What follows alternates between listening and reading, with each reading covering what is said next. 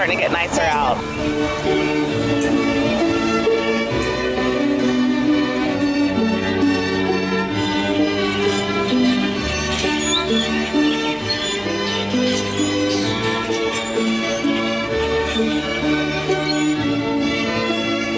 I hope it's a nice weekend for No Kings.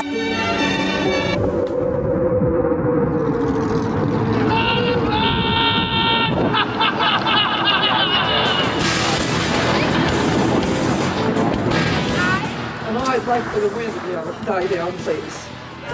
Well, this wind's kind of crazy.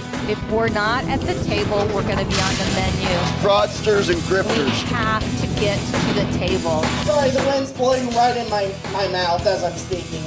The wind is the wind. Love your sister. This is about people. This is about dignity. This is about the kind of future we are willing to fight for. Not just for ourselves, but for our children, for our neighbors, for the generations that will come after us. We deserve a true democracy that sees us. We deserve a system that works for us. And together, we have the power to build it. Thank you. Hey, ho, Donald Trump has got to go.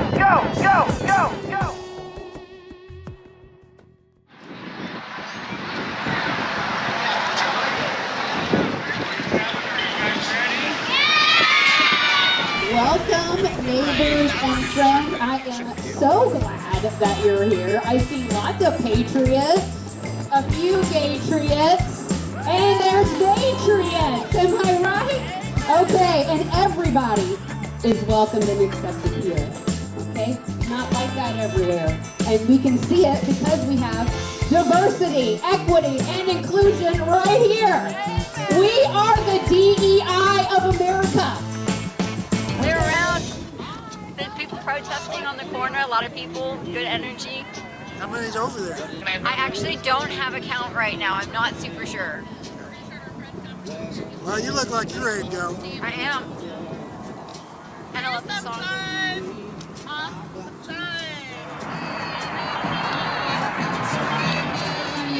Anything at all, just bring the heavy burden that is what's going on in our country, and we will be cathartic and love each other and get through this. Yes, ma'am. Well, we are going to start off with a press conference today about our No Kings, and the first up going to speak is Shelby. Miranda, get up here. Hello, I am Shelby. I am the founder of Committed Kansas Activists.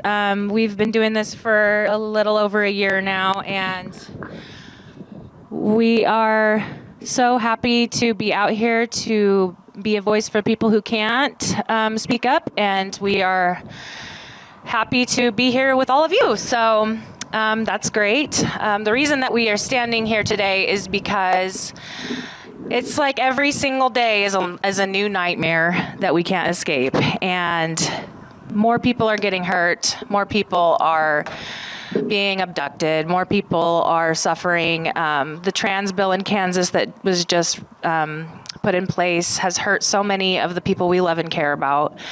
And unless you care and live it yourself, you don't really see it through the eyes of the people that it's hurting. So. But yeah, we're really proud to do this, and I don't know what else to say, so I will just give the mic over to Becky. Miranda. Just wanted to tell everybody thank you, Lauren, thank you, James, for coming out and getting your names out there and running for some of these important spaces that we need filled. I come from the space of I have autistic children. I have family that is directly affected by medical cuts in research, cancer, HIV. So we have a long road ahead of us, and I'm thankful for the candidates that came today, and lots throughout Kansas to keep an eye out for. Okay, I am Becky, and I bring what I like to call a little copium to this regime that we are under, the constant stress, the constant barrage that assaults our ears every day, that is Trump.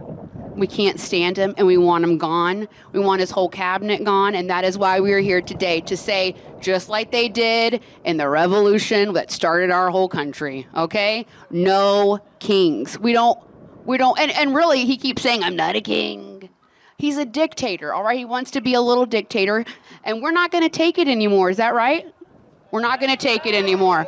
That's why we're here, to show up and show out. We are going to have the largest protest in American history today in the United States. We are going to make history, and we are on the right side of history. Amen. Anybody else? Oh, it is windy.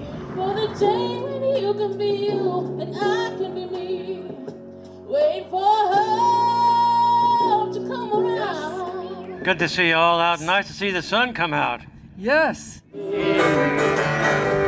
All right, yeah. Here's one of your papers. Okay, while we are waiting for Shelby to come over here, I thought I would share a little something with you, okay? What we are up against, you guys, with MAGA, white Christian nationalism, is something I'm very good at, okay? And I want you to understand what we're dealing with here. So I'm going to tell you, has anybody ever heard of the 7 Mountain Mandate? Well, I'm going to tell you what it is. It's actually pretty easy. I think you'll get it. So, this is the book by John Fugelsang, Separation of Church and Hate. If you want to read that, read it. And there's going to be a book club going on at Redfern about it soon, okay? So here we go. What is the 7 Mountain Mandate? Well, they want to gain control of all 7 of these mountains. And when I name them off, you're going to shake your head. I just know you are, because you're going to realize, oh my gosh, that's exactly what they're doing. So these mountains of society, they want to take over religion. They want to make us a quote-unquote Christian nation, right?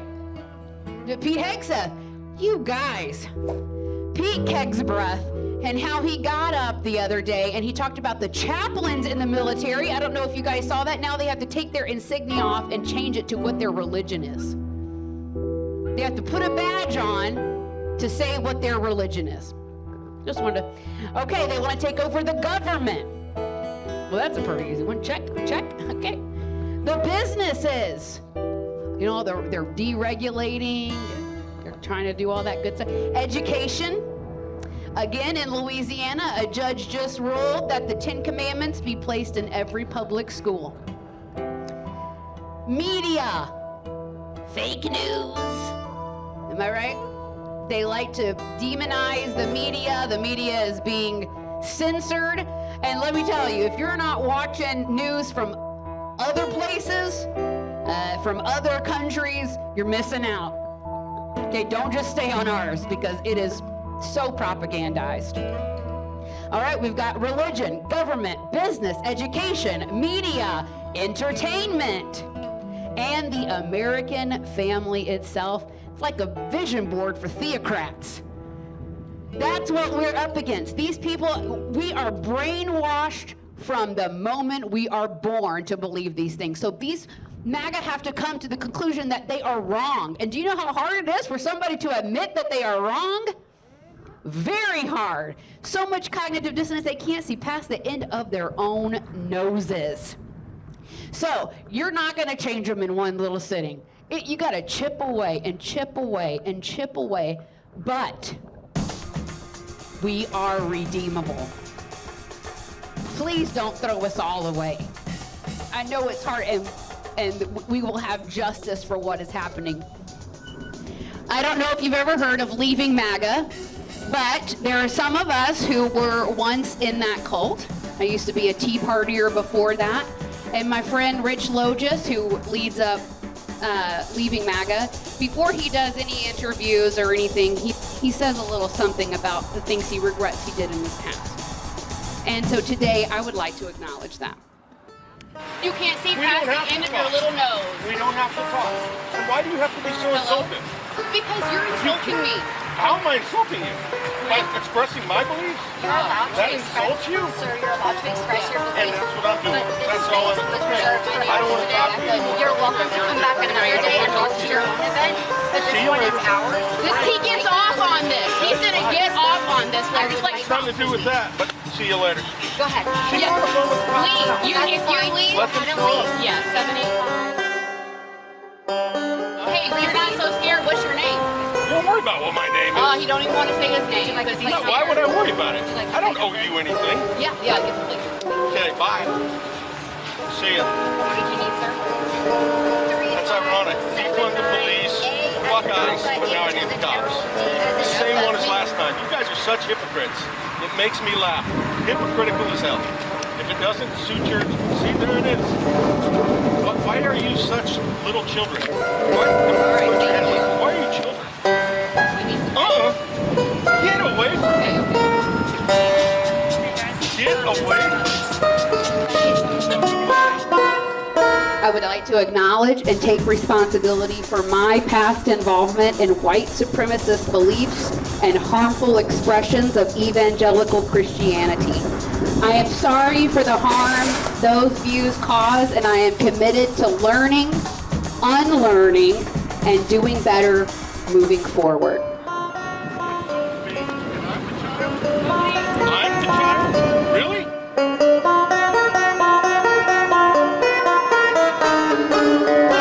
No, 58.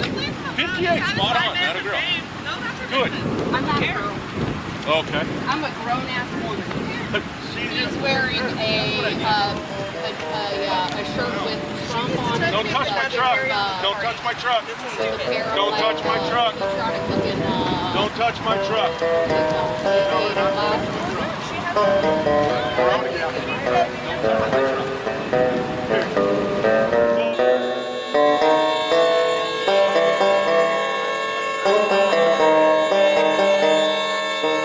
I'm just recording just until he leaves.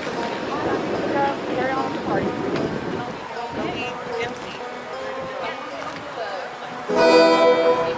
I wrote this at 9/11, and it's called What You Preach.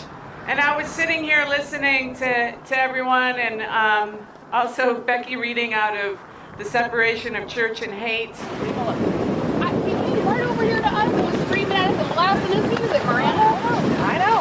I'm not arguing with you right now. Go do the MC thing. And I remembered the lyrics to this song, and then had to remember the chords as well. But yeah, What You Preach.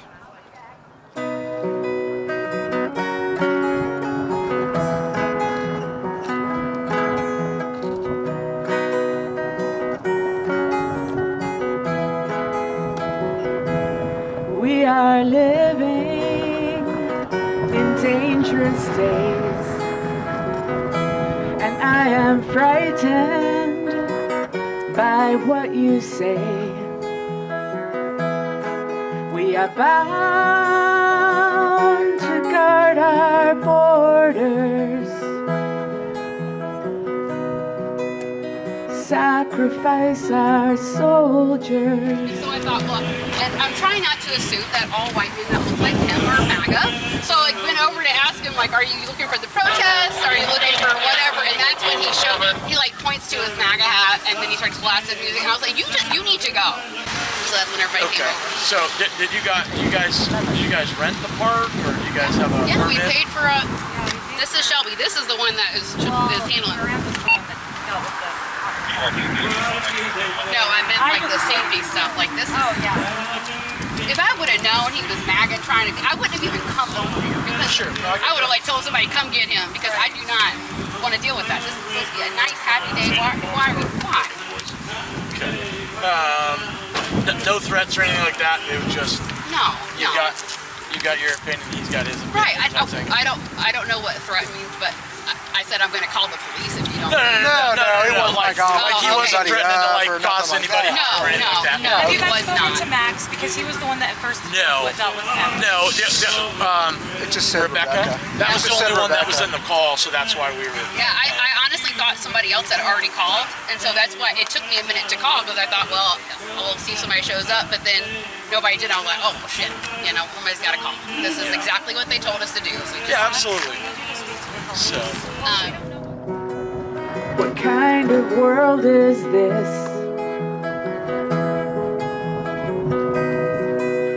Where hatred can persist, It chills right to the core. This talk of holy war. From my understanding, I'm allowed to tell him that he needs to move somewhere else, preferably out of the park. Okay. So, no, not if you only have the gazebo and just a shelter.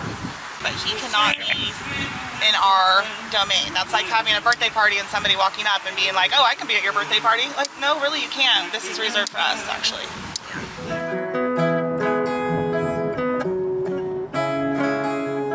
Really love your brother, love your neighbor like that too. Gazebo. But if somebody was over here in the grass by the gazebo, then we can't tell them they gotta leave. That's what I mean. Sure. And only do to others what you would want them to do to you. What you would want them to do to you.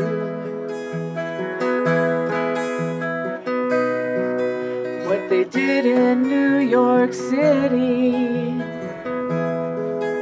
is the darkest kind of crime. What can we tell our children if we respond in kind? We only teach them violence. It is how the West was won. We acknowledge a few things. That this land was home to the Pawnee, to the Kansas, to the Wichita, to the Cheyenne, to the Arapaho and the Sioux peoples, whose culture and steadfast stewardship. Sorry guys. We know we're on stolen land. It's a heavy thing, but we need to acknowledge it. All right. Stewardship that shaped it long before colonization. We recognize that their displacement and the taking of this land are part of an ongoing history of injustices that still affects indigenous communities today. As we begin our No Kings protest, we do so with respect, honoring these nations and committing ourselves to truth, to accountability, and to justice. Destroy the man who is different from your own begotten Son. Oh, and really love your sister, love your neighbor like that too. And only do to others what you would want them to do to you. What you would want them to do to You guys look around the park here. We've got people scattered here and there and yonder and kids with bubbles. And they were worried about us. Okay. We have bubbles and they have guns, I guess. We are living in dangerous days. And I am frightened by what you say. It chills right to the core. This talk of holy war.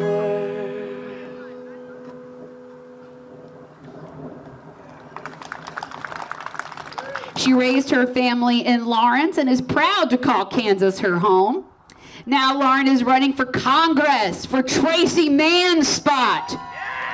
Yeah.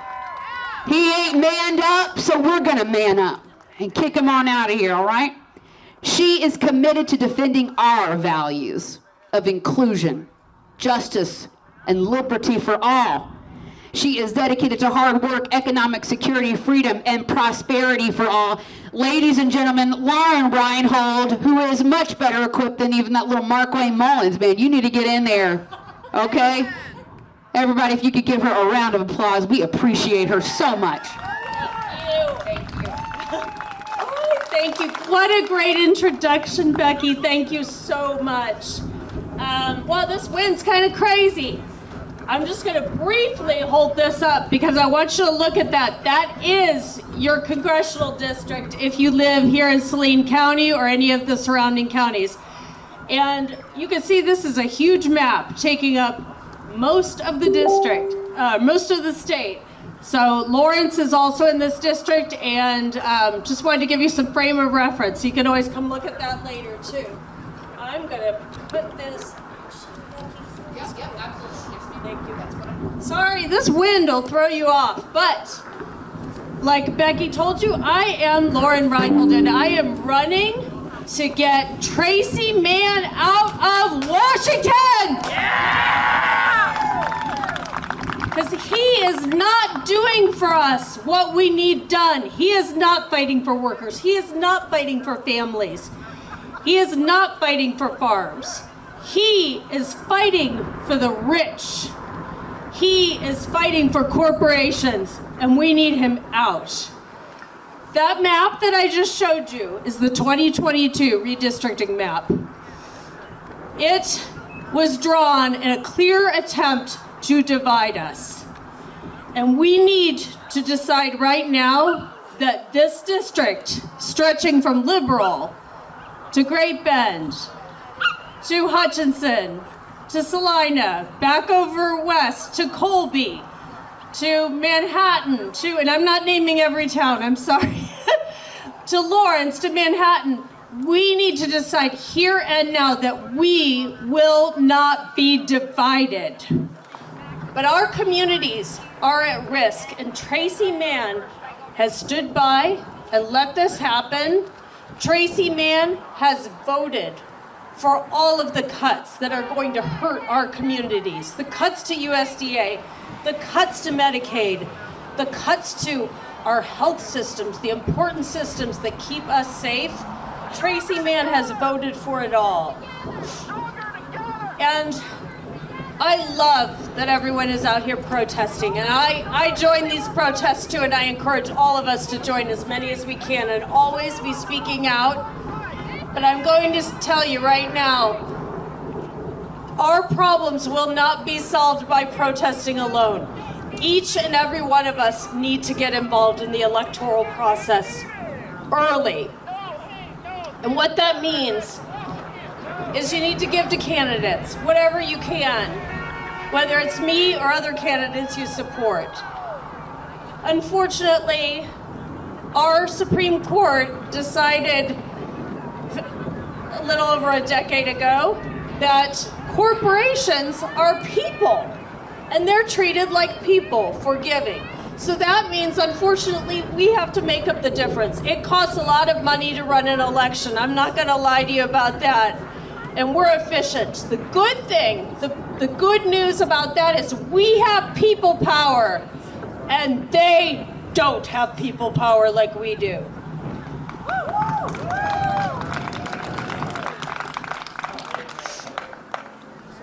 So donate, volunteer, talk to all your friends and family who are not voting. Try to get them to at least vote, at least pay attention to the electoral process. And if they're inclined, help out. And I'll tell you, I have conversations all the time about people feeling reluctant to get involved with the Democratic Party, but if we do not coalesce under the Democratic Party for this election, I believe it's over. And that's a hard thing to say, but what that means is we have the opportunity to change the Democratic Party, to get the Democratic Party to pay more attention to rural America, to pay more attention to moderates. We can do this. We can join under one umbrella. Let's do it.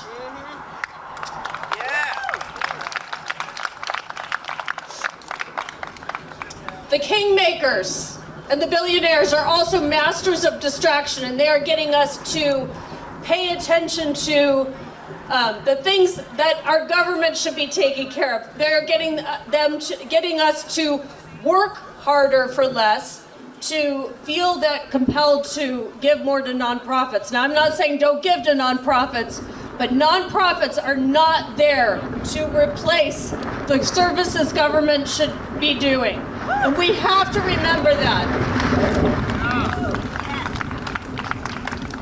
So, in closing, I'll say please visit my website. I probably shook hands with at least half of you, I hope. And I'd love to meet you afterwards. If I'm still around, I've got to run to Manhattan, unfortunately. But go to laurenforkansas.com.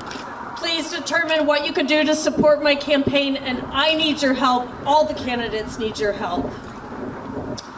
And I will say, too, we will not accept a nation run by kings. We will only accept leaders who serve the public and fight for prosperity for the working class. Yeah! Amen. And our current Congressman Tracy Mann is Trump's little prince. Amen. What are we going to do to get him out? We're gonna vote to get him out. Yes, we are. Thank you, everyone. I am so honored to be here today. Thank you for joining us. Thank you so much. Isn't that amazing? Are we gonna kick out? We're gonna get some real women up in there, okay? And some real men. All right, I saw Ty Masterson the other day, and he said we were at a real men's conference. I'm sorry, I didn't see not one real man. Okay, and they asked us, do we know what a woman is or a man is? Ain't that? That's for sure. Now we've got Shelby Hermosillo going to come up and speak. She's going to sing or say a poem called "The Stranger's Case." Thank you, Becky. So this is actually a Shakespeare's, I don't know what they call it, I forgot. A piece, I don't know. Sonnet, yes, thank you. It's been a while since I've been in school, okay. Okay, so it's called The Stranger's Case, and listen closely because it'll be easier to understand what it's about once you do. Grant them deported, and grant that this your rioting hath scolded down all the majesty of England. Imagine that you see the wretched strangers or the miserable immigrants, their babies on their backs, their poor luggage, plodding to the ports and coasts for transportation. And that you sit as kings in your desires, rulers quite silent by your riot, and you in proudly of your opinions. Clothed. What had you achieved? I'll tell you. You had taught how arrogant rudeness and violence should prevail, how order should be stopped. And by this pattern, not one of you should live an aged man. For other violent criminals, as their desires control them, with the exact same hand, self-reasons and self-righteousness would prey on you, and men, like greedy fishes, would feed on one another. Say now the king, as he is merciful, if the offender expresses remorse. Should so much do less than your great offense, as but to banish you, where would you go? What country, by the nature of your crime, should give you safety? Go you to France or Belgium, to any German province, to Spain or Portugal, nay, anywhere that not belongs to England. Why, you must be immigrants. Would you be pleased to find a nation of such savagely cruel temper that breaking out in hideous violence? No hate, no fear. Immigrants are welcome here. No hate, no. Would not give you a home on earth. Sharpen their hateful knives against your throats. Kick you out like dogs, and like as if that God caused, not nor created, not you, nor that the elements were not all appropriate to your comforts, but rightfully given unto them, native citizens, What would you think to be thus treated? This is the stranger's case, and this is your mountainish inhumanity. That is a sonnet about the way that MAGA tends to view immigrants, when we were only just blessed with the sheer luck of being born on this land and nothing else. We were just blessed with luck. And that is the only difference that separates us from any other immigrant that comes to this country. And that is it.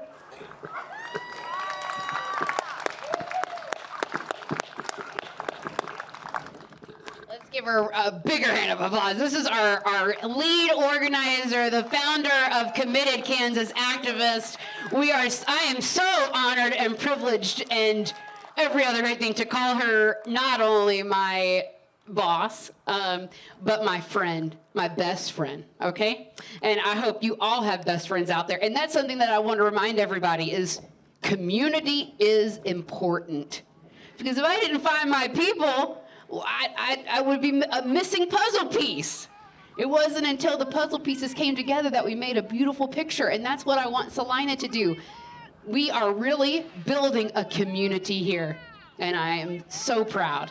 Next up, we are going to have Mr. Zach Laufer come up, and he's going to be talking today about overcoming hate and adversity. Zach here is a faithful organizer. He is always ready with his hand up to help. He was there with me this morning picking up tables and all kinds of stuff to bring here. It all takes everybody. So if you give him a big round of applause, he's going to speak on adversity and overcoming hate.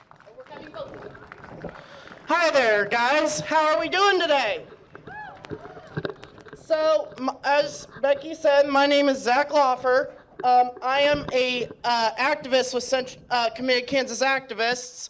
I am 25 years old, and one thing a lot of people don't know until they meet me is that I'm not only on the autism spectrum, but I'm also openly gay.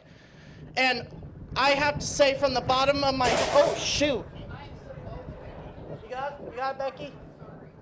You know, despite all the hardships in my life that I've had to go through, learning how to be a functioning member of society and all kinds of things. I have to give all the credit in the world to the people that support me, including all of you.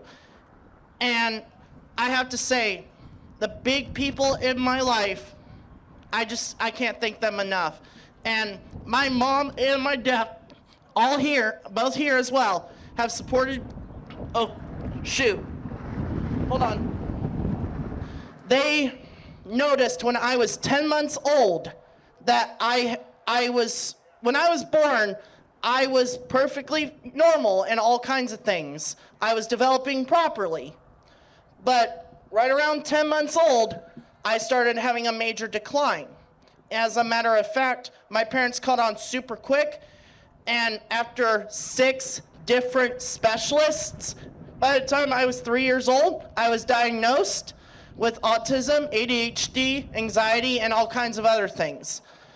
And learning to navigate the world, I have to say, has been not only a challenge, but a great blessing. The constant struggles have been so worth it. I am also proud to say that I'm at a full-time job, almost 2 years going at Sunbelt Solomon, and I am about to go off of my disability services almost completely.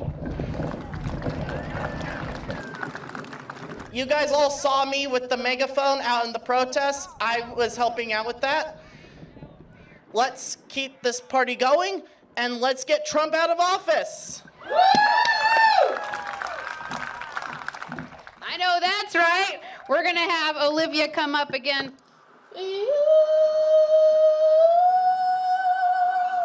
All we need is hope.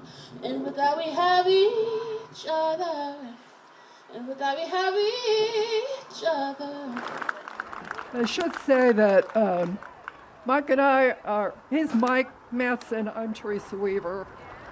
We're not married to each other, we have enough problems.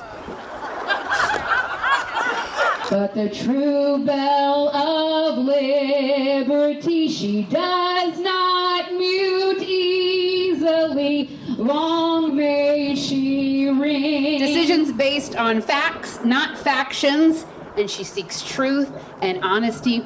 Our candidate for representative in the 107th District, Cheri Koochel.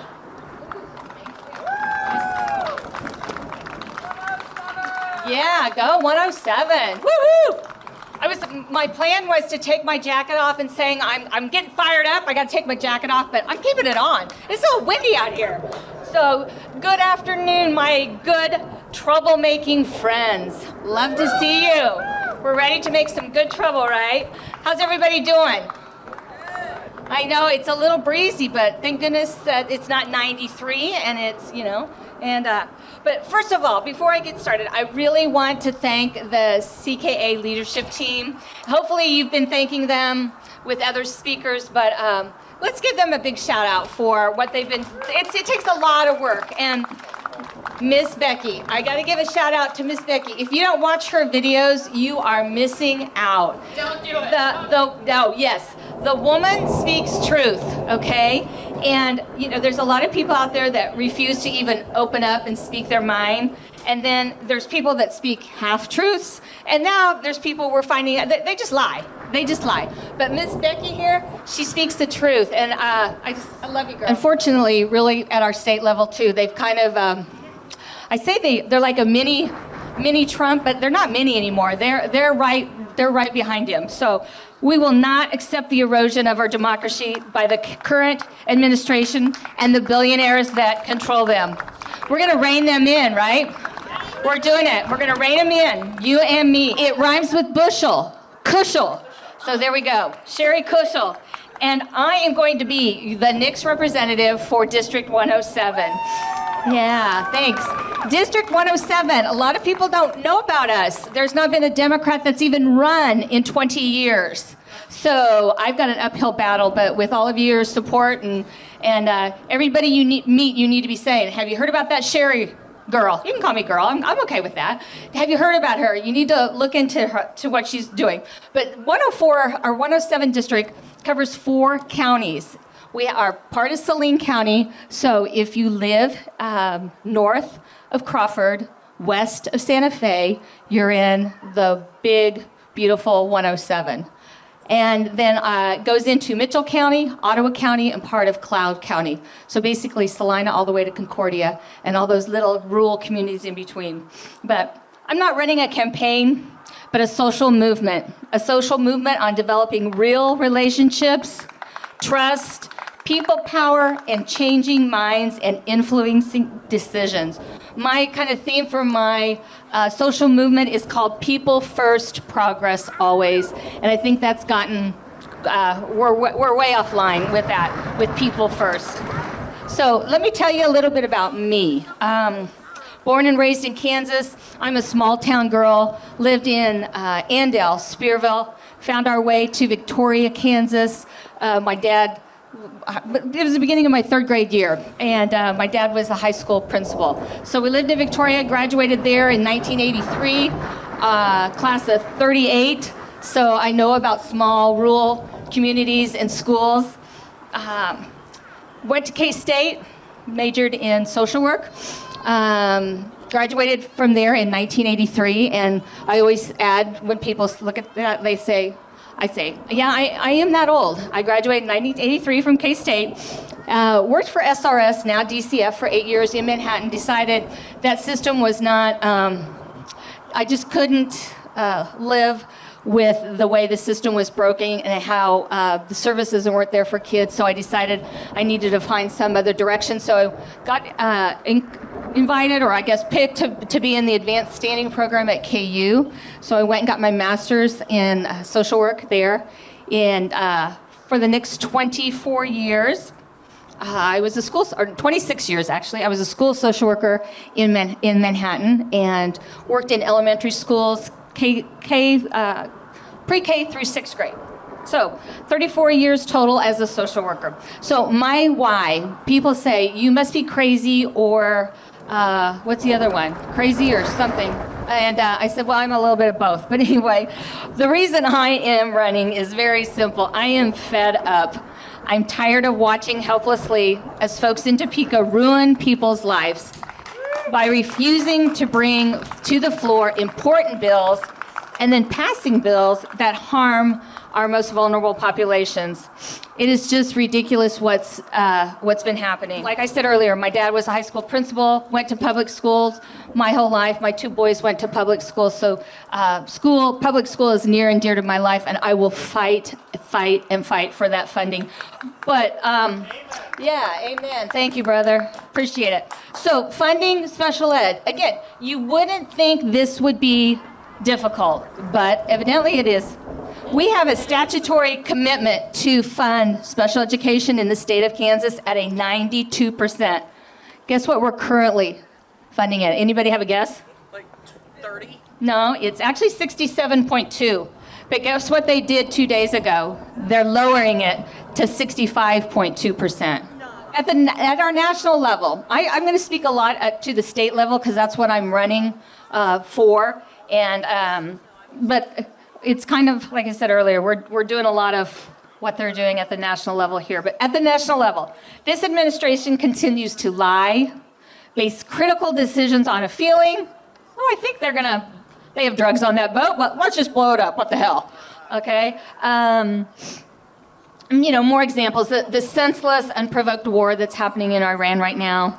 The people that are dying, children that are dying, the millions, billions of dollars that we are spending over there. How's that gas and food prices working out for you all? So through that experience and my 36 years as a social worker and retired 8 years ago, and I still do a lot of volunteer work, I've seen the unseen struggles that many of our Kansans are going through. And unfortunately, a lot of those people are children. This isn't about me. This is not about my agenda. When people ask me, like, how are you going to solve this problem? What are you going to do? And I'm like, well, for one, I'm not an expert in roads and bridges, but I can learn and I can talk to the experts and I can listen. So I have a lot to learn. And trust me, I've been doing a lot. I've been doing this since September. So I've put in a lot of hours already. I'm a first-time candidate. This was not on my bingo card to run for office. When I retired 8 years ago, my husband and I, we were going to travel, and then I was also going to be the traveling grandma. I've got grandkids in North Dakota and Texas. And instead, here I am. But I think this is where I'm supposed to be. And first-time candidate, not bought, paid. All of my contributions to this point have been by individual donors. Okay, you look at my the person I'm running against. They had, out of all of their contributions, they had one individual that donated. So again, that tells you who she's working for. So when I'm elected, I'm going to bring the right people to the table. Those that are actually living the experience, the experts in the field. When have we heard these people like, well, we don't really think the experts know what they're doing, so we're going to look at it and we're going to make a decision. And they don't even know what they don't know what they're talking about. So I heard this phrase not too long ago, and I love it. If we're not at the table, we're going to be on the menu. Okay? If we're not at the table, we're going to be on the menu. We have to get to the table. And I promise you that will be something I will do.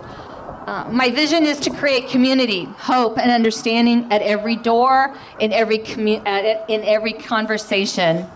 I'm a fearless leader who will answer to working people, not the corporations, not to the people that have the money.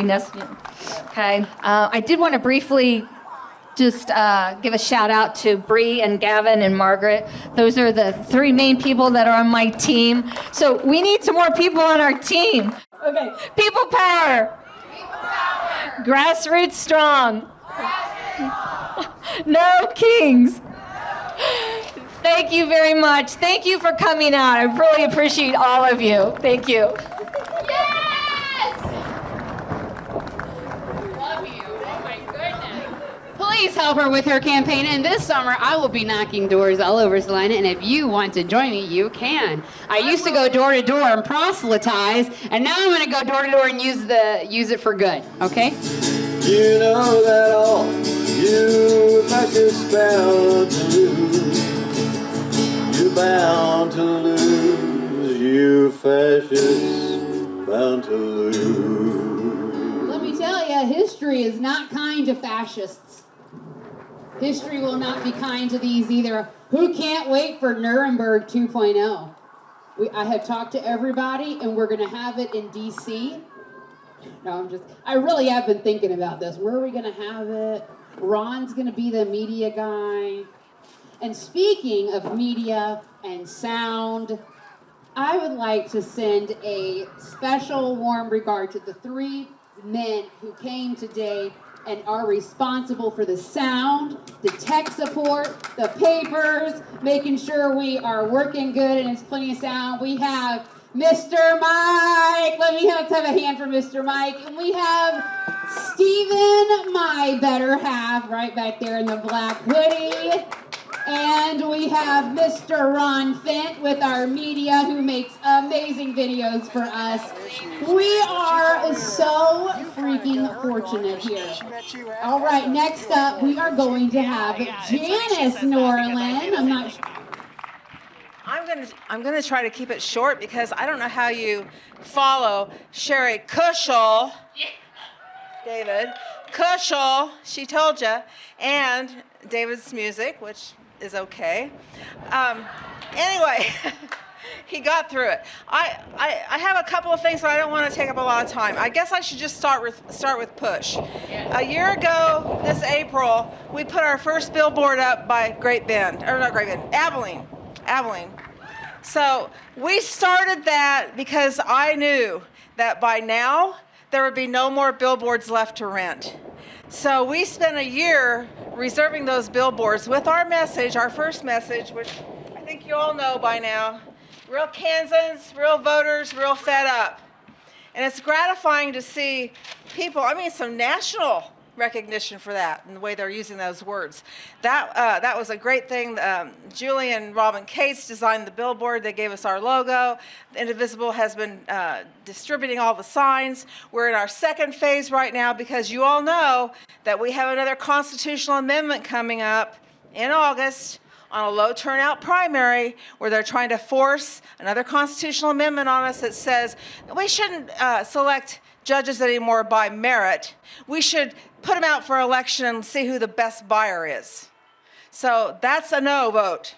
Vote no August 4th against that. We have had a merit system for selecting our judges since 1957.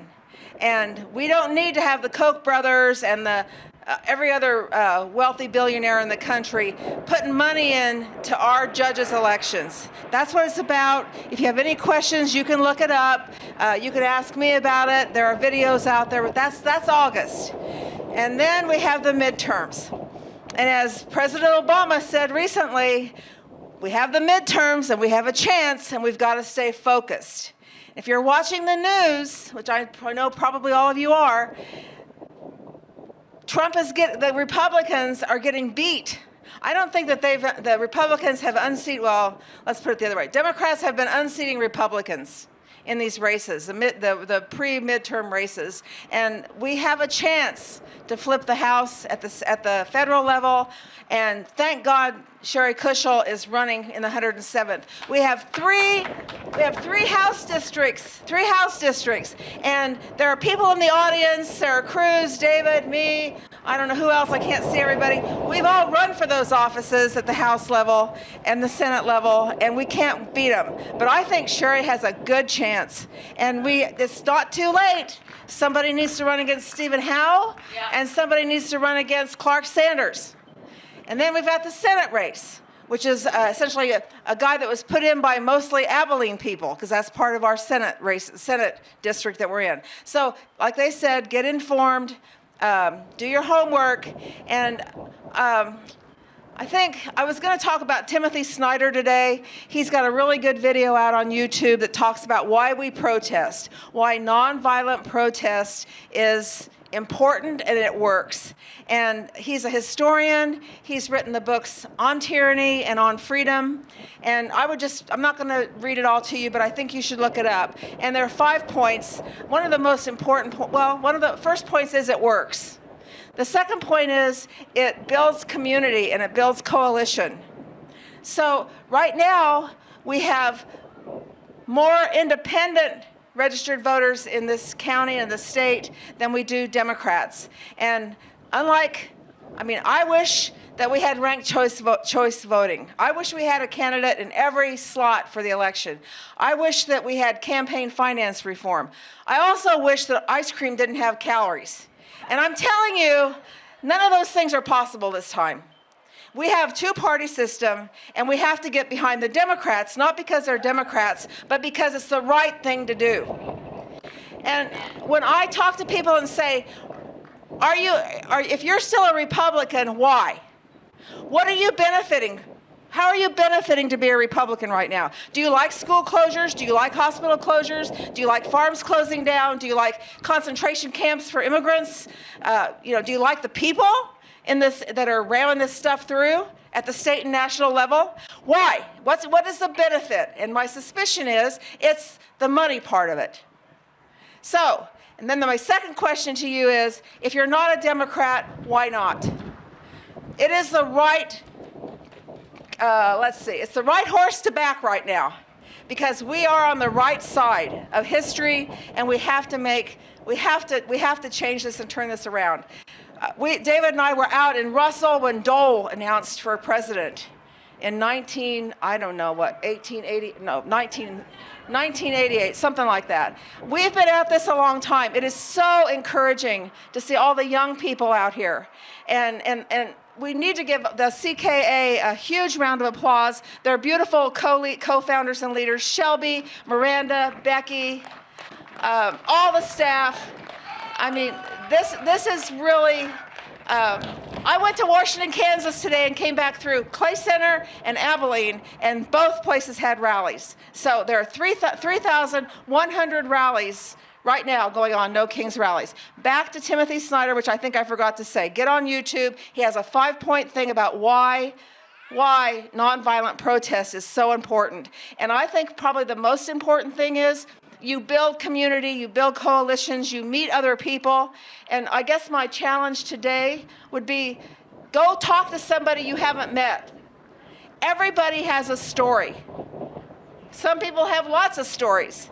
Meet somebody, find out what brought them here today, and let's start building a coalition that we can get behind and get these people out of office. So, thank you very much. Standing by your principles and applying the pressure works. Because I went from a Republican to an independent to now a proud Democratic socialist. But that's still Democratic, okay? What can we say? We're all just commie scum, huh? We are anyway at CKA. Our next speaker is Meagan Rico. She is a public health nurse, a health educator, a single mom, a sixth-generation Kansan, and a proud Mexican-American and Native American woman. Through both her work and her lived experience, she's seen firsthand how our systems impact the health, the dignity, and the well-being of everyday people, especially those too often pushed to the margins. Meagan is a strong advocate for community resilience, equity, and a democracy that truly serves us all. Let's give a big, warm Salina love on to Meagan Rico.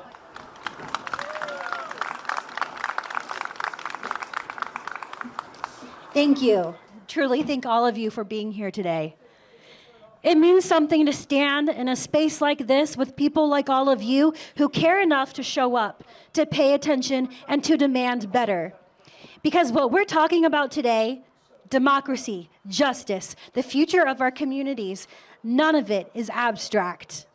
It's shaped by real decisions, by policies, by people in power. And those decisions determine who gets to live with dignity and who is forced to struggle just to get by. This is personal.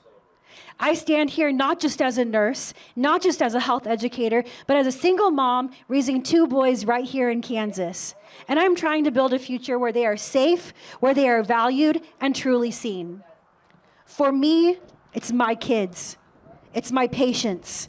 It's my neighbors. And if you're here today, I know you feel that too. It's true that I was born and raised in Kansas, but I'm also a proud Mexican-American woman and a Native American woman. A daughter of communities that have had to fight to be seen, to be heard, and to be treated with dignity. And I carry that with me everywhere I go. Because in my work in the healthcare field, I've had a front row seat to something most people don't always get to see clearly. That the systems shaping our lives didn't just happen by accident, they were built. And that means they can be changed. As a nurse, I've worked directly with families who are doing everything right, and they still can't make it. Parents working multiple jobs, but still choosing between groceries and rent. People delaying care because they simply can't afford it. Communities where resources are scarce, not because people don't care, but because investment never came. And let me be clear, these are not personal failures. They are systemic failures. When our families are under attack, what do? And this is where democracy is supposed to come in. Because the health of a community is not just about hospitals or clinics. It's about policy. It's about power. It's about whose voices are heard and whose are ignored. When decisions are made without the people most affected at the table, when systems prioritize profit over people, when entire communities are treated as an afterthought, this is not a failure of individuals. This is our own democracy failing us. Because when people are struggling to survive in a system that was never built for them, that's not dysfunction, that's by design. We must be honest about something. There are people in this country and right here in Salina who have been systematically pushed to the margins. And as someone who comes from communities that have known that reality, I don't have the luxury of ignoring it. People whose voices have been dismissed, people whose needs have been overlooked, people who have been made to feel invisible in their own communities. That includes immigrants, people who contribute, who work, who build lives here, and yet are too often treated as if they don't belong. It includes our transgender neighbors who deserve safety, dignity, and the basic right to exist without fear. And it includes so many others who have been told directly and indirectly that their lives matter just a little bit less.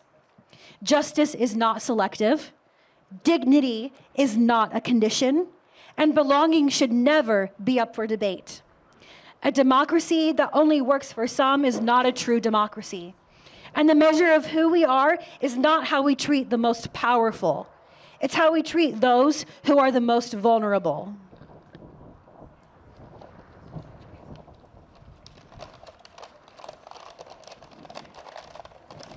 I've seen what happens when communities come together, when people decide to care for one another, even when systems fall short.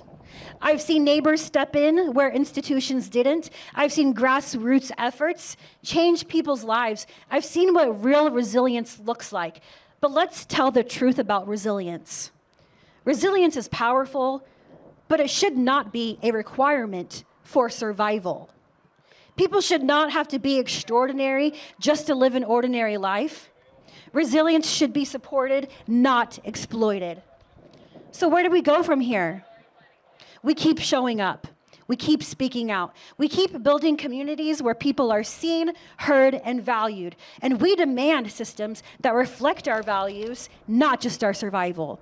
We push for a democracy that actually works for all of us, not just the few.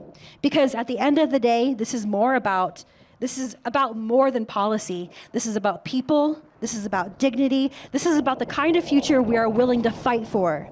Not just for ourselves, but for our children, for our neighbors, for the generations that will come after us. We deserve a true democracy that sees us. We deserve a system that works for us. And together, we have the power to build it. Thank you. Okay, when I say no kings, you're going to say in America. Okay, no kings. Wait, no kings. No kings. And no idiots either. Am I right? Okay. Hi, everybody. How are you doing? My name is Z. I am co-lead organizers for CKA with Jessika Green, and I'm going to read you a poem today. Hold on, I need just a minute. All of my poetry is titled Unfinished because I always think that there is more that I can add to it and more that I can build on. And so the poem I'm reading for you today was written partially when Donald Trump was elected for his second term, and then partially a few days ago. It's called Rising Waters. I feel like I'm on an island. I'm watching the water rising and no one believes me. But I like the beach, they say. It's a shorter walk now. The water will stop rising soon, others say. It won't swallow the island. But the water continues to rise, even when they are not looking. Do you see the water? Do you remember the other islands that were here before? I feel myself pleading. The water is rising. How will we survive, and what will be left for us if we do? The water's not so bad, they say. It's just a little cold. I don't care about the water's temperature. It's rising. The island will be gone soon. Sometimes I feel like I'm on the island alone. I see the water rising, and I'm standing in the middle while they splash in the water or pretend it's not there. You're building sandcastles that will wash away. Sometimes I build sandcastles too. I don't know what else to do. When no one believes the water is rising, no one is scared. I am scared. There's a boat coming. More people join the island. The water is rising, they echo. What will we do about the water? The water still rises, but we build. We build barriers and nurture flora. We work together and bring new ideas. I feel less alone. The water still rises, and I worry what will be left for the children. But the water doesn't rise unnoticed. I don't watch it alone. I watch with the thinkers, the innovators, the action takers. We watch with a purpose. We stop watching to work. The island will not be swallowed today. Thank you. But you know what I have been told is that apparently we need us here. So I'm going to stay and fight the battle. I have been to Minnesota, to Minneapolis, and I have seen what our government is doing to our people. First hand. They wear masks, they wear hoods, they wear dark sunglasses, they look like they're dressing up for role play in Call of Duty, look like Police Academy rejects. It's despicable. We saw people being released from the concentration camp there at Whipple in the middle of the night.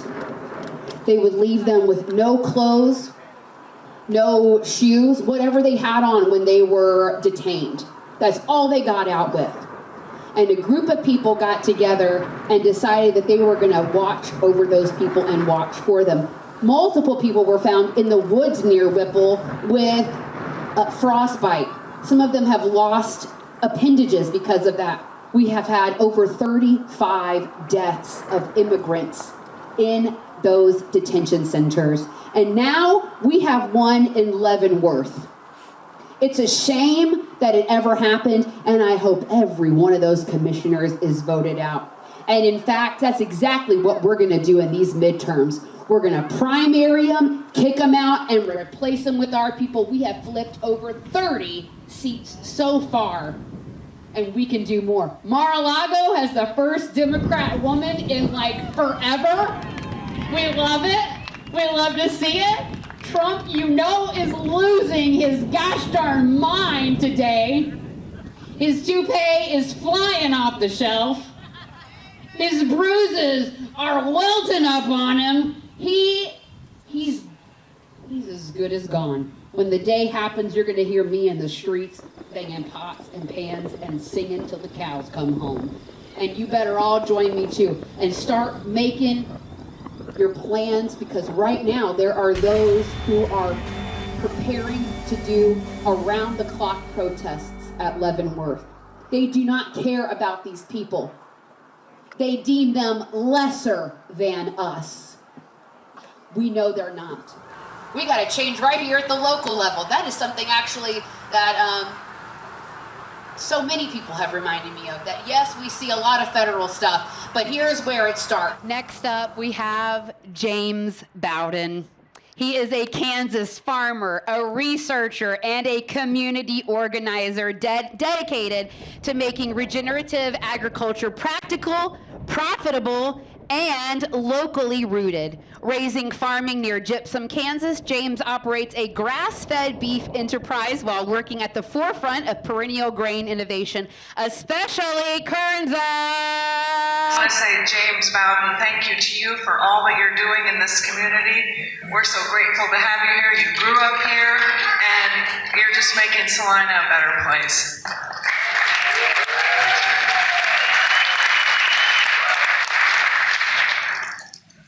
Has anybody out there had Kernza tonight? Woo, come on, let's go. Well, I'm James Bowden. I'm organizing for Kernza for Kansas. Kernza is a perennial grain crop developed right here in Salina, Kansas.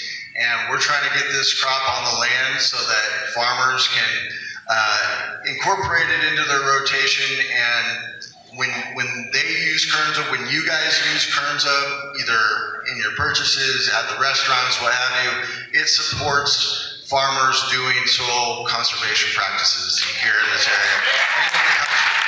So if you have a chance, there are several local restaurants, businesses here in downtown and across the state. If you're from out of town, there's some place in all directions that's got Kernza on the menu this weekend. If you can support them, you're supporting your local farmer. So thank you very much. James holds a master's in applied plant sciences from the University of Minnesota, where his research focused on organic Kernza production for dual-use grain and forage systems. He previously spent more than 5 years at the Land Institute conducting field and soil ecology research, followed by roles as a research and tech teaching assistant at an FFAR research collaborator. His work bridges rigorous science, evidence-based science with on-farm realities. And as the Director of Community Engagement at Sustainagrand, James founded the Kernza for Kansas initiative, building partnerships among farmers, chefs, brewers, and researchers and entrepreneurs. He is often described as the modern Johnny Appleseed for Kernza. He is known for translating complex science into compelling stories that inspire adoption and collaboration. He regularly hosts field days, speaks at regional and national events, and represents Kansas agriculture on larger stage. Beyond farming and research, James is a former adjunct professor and former Peace Corps volunteer in Panama, and an active civic leader serving on multiple nonprofit boards. At his core, he is committed to reconnecting people, land, and food, one field, one conversation, and one community at a time. We are honored now to have Mr. James Bowden. Please give him your round of applause.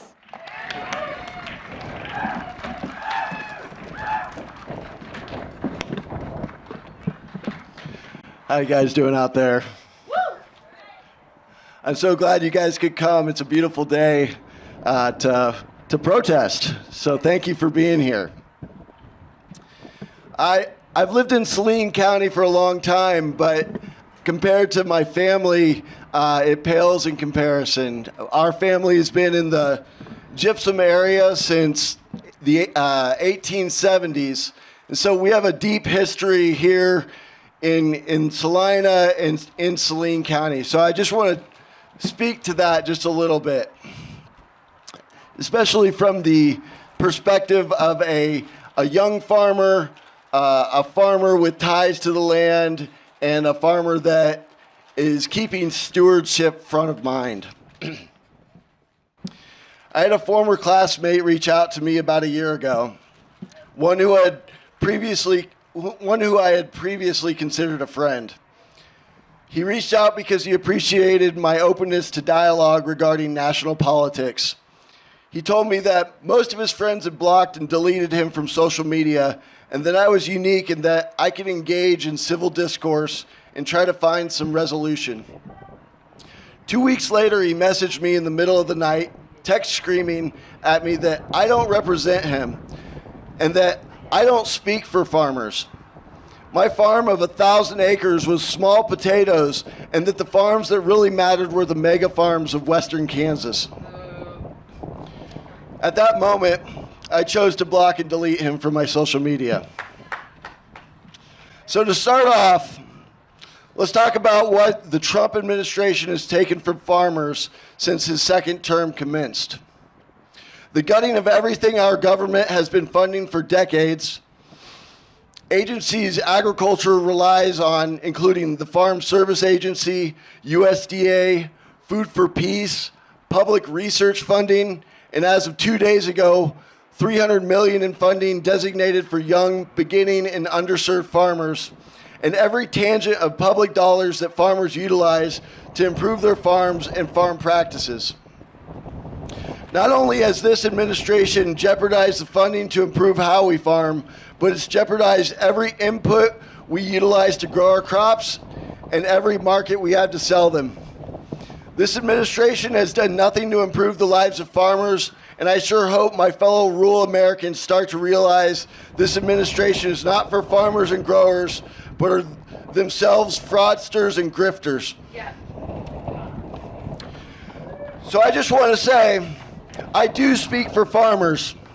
I speak for them whether they are small urban farmers or farmers that have been tilling this land for 5+ generations, trying to maintain their land knowing that this could be the next iteration of their family's legacy or the last remnant of its kind. But let's have a reality check. The current declining state of farming is much more than decision-making by this administration. The economics of the farm have been threatened for decades. The current price of wheat is just a hair over what it was in 1974. Industrial agriculture continues to raise prices on everything from tractors and combines to equipment, and of course fertilizer, which is in a constant state of price fluctuation due to global political chaos.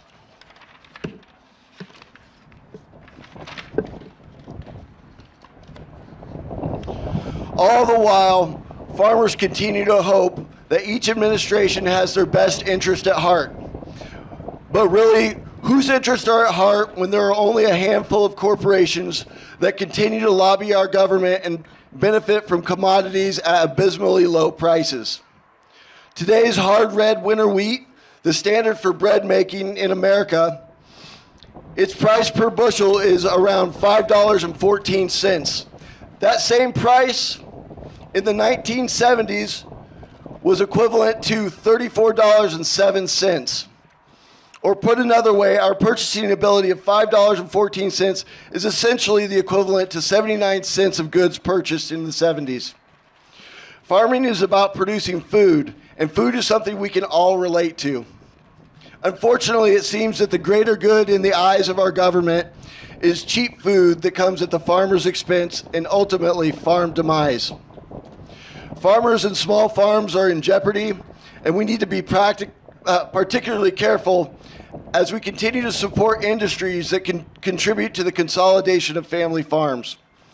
We all eat, and we are all impacted by the decisions that politicians make, the uncertainty of Kansas weather, and the choice of how we treat our land. As farmers, we are the front lines of land stewardship. We're the ones that have a direct impact on the health of our soils we utilize to grow food.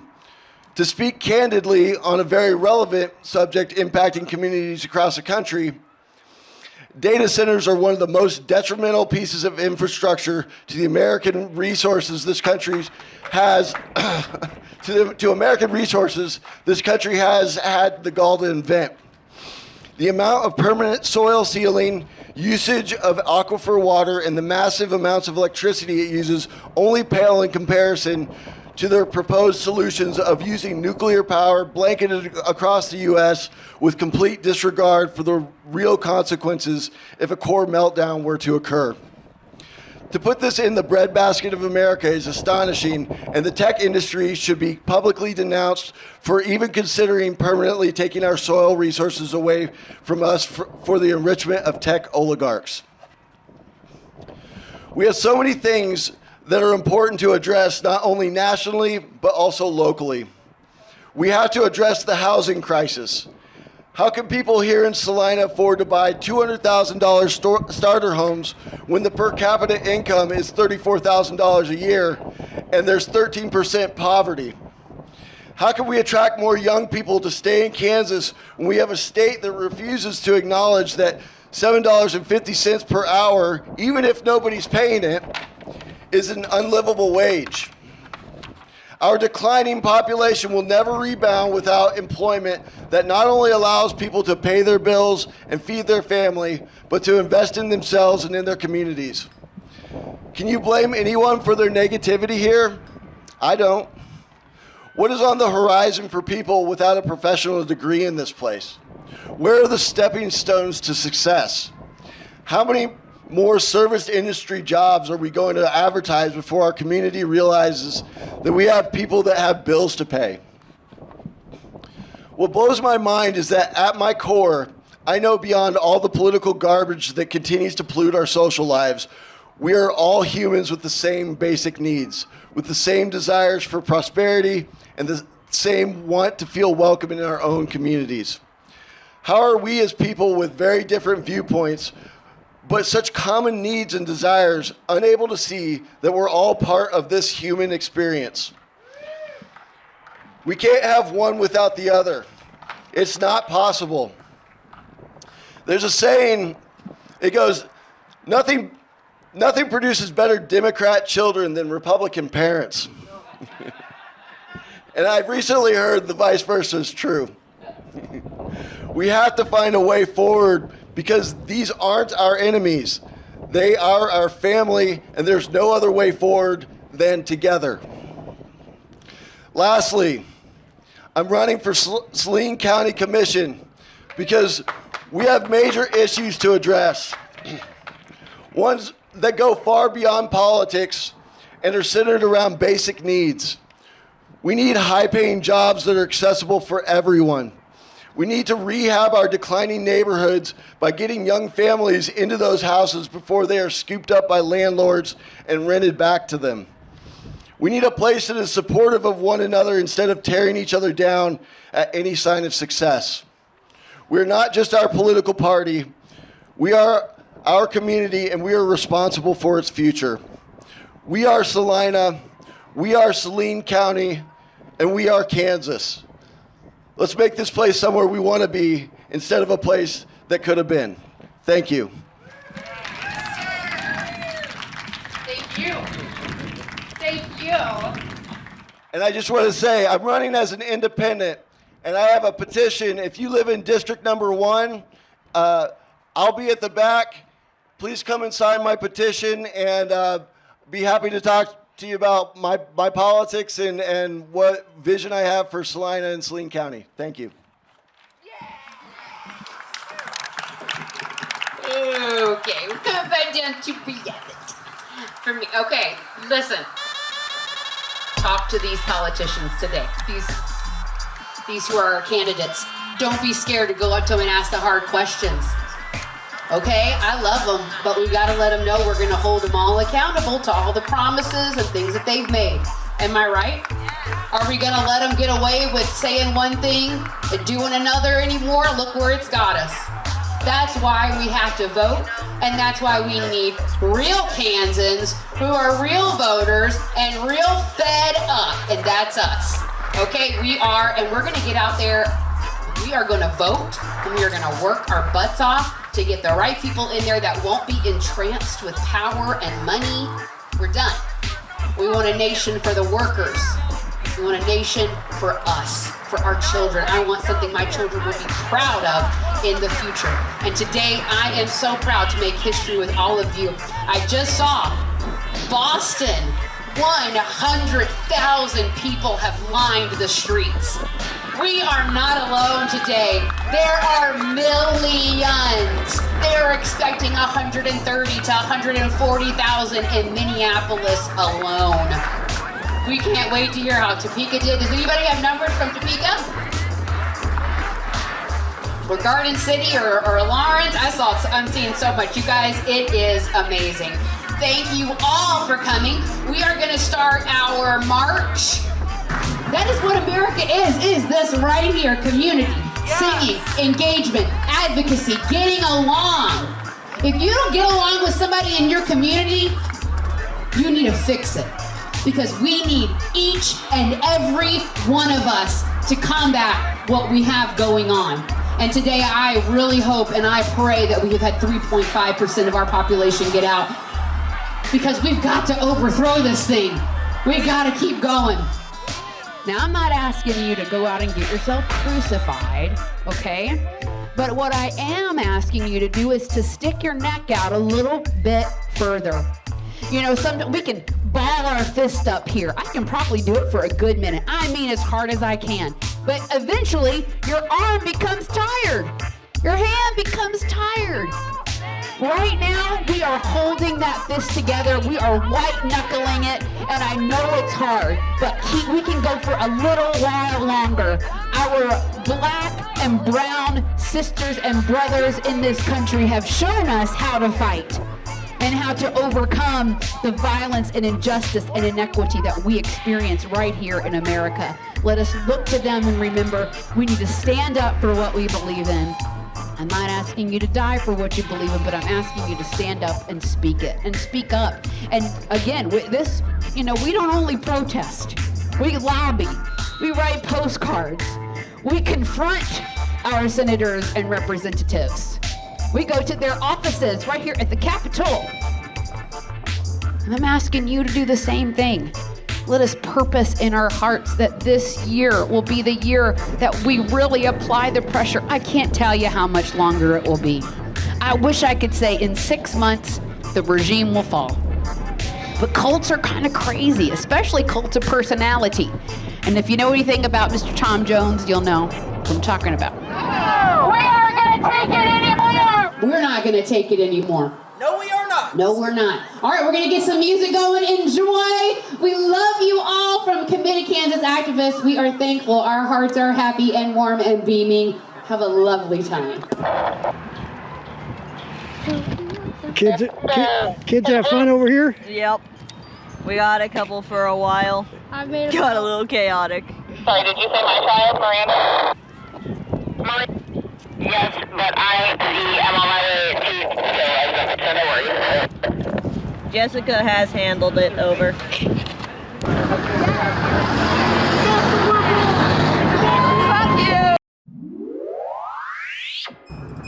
My